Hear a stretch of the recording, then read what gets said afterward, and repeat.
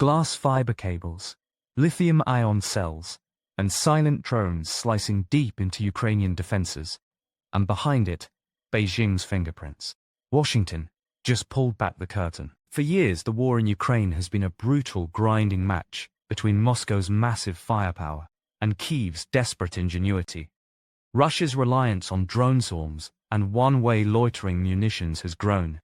Meanwhile, People's Republic of China has claimed neutrality, yet export data, intelligence reports, and trade records tell another story. When Washington discovered that Chinese-made components were flooding into Russia's drone manufacturing pipeline, they realized this isn't just a proxy war, it's a supply chain war. Almost immediately after the analytics team unlocked the data, U.S. intelligence briefed senior officials, tens of thousands of miles of fiber optic cable from China to Russia during summer 2025. These cables aren't off-the-shelf internet gear. They're ultra-thin tether lines used to guide drones deep behind enemy lines. When a drone is connected via fiber optic cable instead of radio, jamming and interception become far harder. Simultaneously, exports of lithium-ion batteries to Russia spiked, likely powering the increased tempo of one-way strike drones. The Washington Post. By day one, Russian forces began employing tether-fed drones farther into Ukrainian territory than before. Local reports in Kramatorsk, for example, noted damage to logistics hubs at roughly the distance the new drones could reach.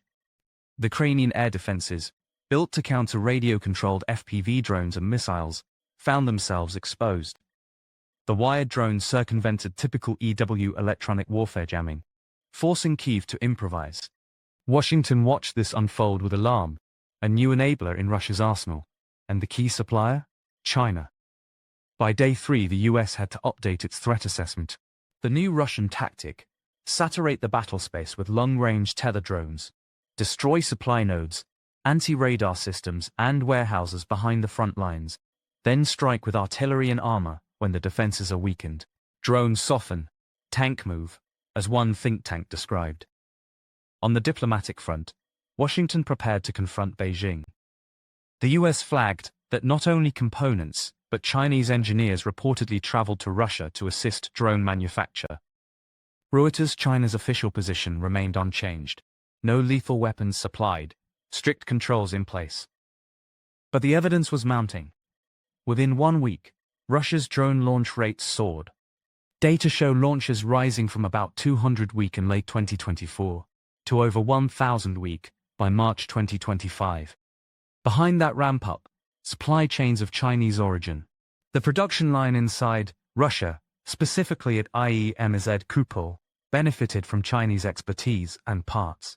The US military's intelligence community now recognized that the war in Ukraine was no longer just Russia versus Ukraine. It had morphed into a broader technology competition. The US was forced to ask, what happens when China's manufacturing muscle backs Moscow's war machine? By week 2, the Pentagon and allied partners began adjusting. The US pushed for tighter export controls, increased sanctions on Chinese companies suspected of supplying Russia, and updated Ukraine's air defense aid, more active EW assets, counter-drone systems, and bolts-on for drone swarm defense. On the ground, Ukraine accelerated deployment of newer interceptors, anti-swarm jammers, and rapidly dispersed radar units to thwart tether drones. The logic: if you cannot stop every drone, you must reduce their effectiveness and raise the cost of each strike. Meanwhile, Russia extended its logistics chain.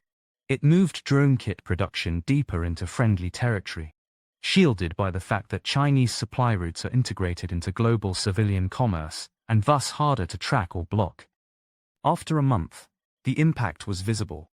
Russian strikes hit further behind the front lines. Ukrainian defense budgets and maintenance demands soared. The US alert level rose substantially. Analysts started flagging China as a direct strategic enabler of Russian warfighting.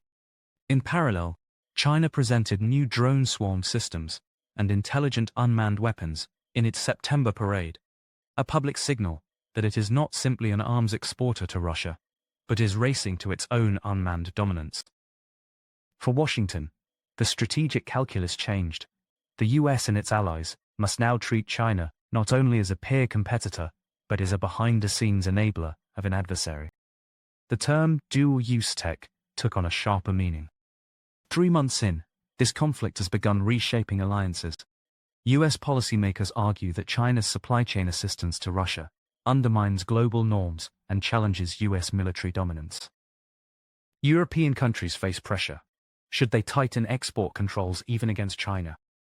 Should they invest more heavily in anti-drone and EW systems to defend NATO territory?